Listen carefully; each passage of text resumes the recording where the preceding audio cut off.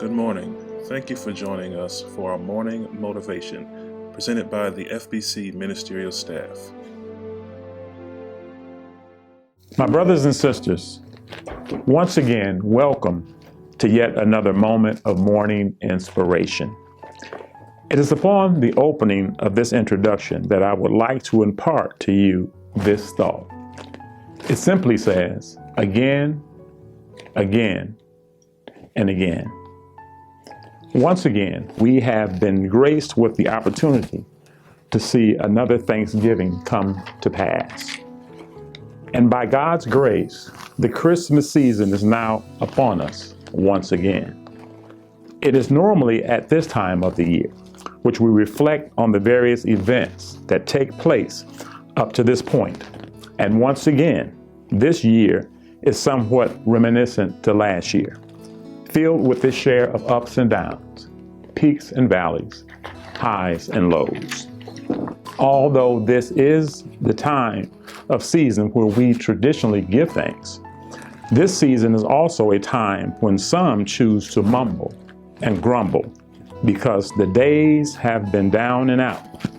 The valleys have become very volatile, and life lows have almost leveled some to the ground.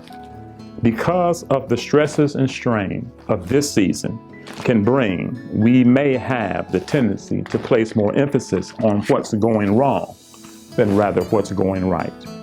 We grumble about what we don't have rather than being thankful about what we do have.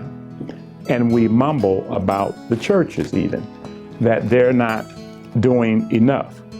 But give thanks to God for what the churches are doing. Of course, things could be better, and we can do better. But however, like the Apostle Paul, we always must learn how to give thanks for things being as well as they are, over and over again. In Paul's letter to the Philippians, he instructs the church in chapter 4, verse 4, to rejoice in the Lord always.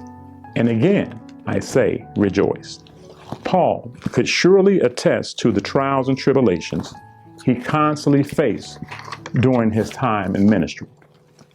Though at times Paul may have been down, but he refused to be counted out.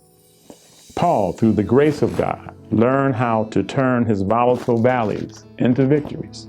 And when the lows of life attempted to level Paul to the ground, the Apostle Paul would simply rejoice in the Lord again, again, and again.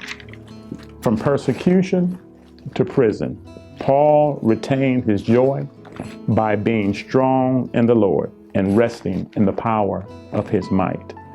Therefore, my brothers and my sisters, regardless of the situation, we too, though through the love of Jesus Christ and the power of God's Holy Spirit, we can rejoice in the Lord always, again, again, and again. Be blessed.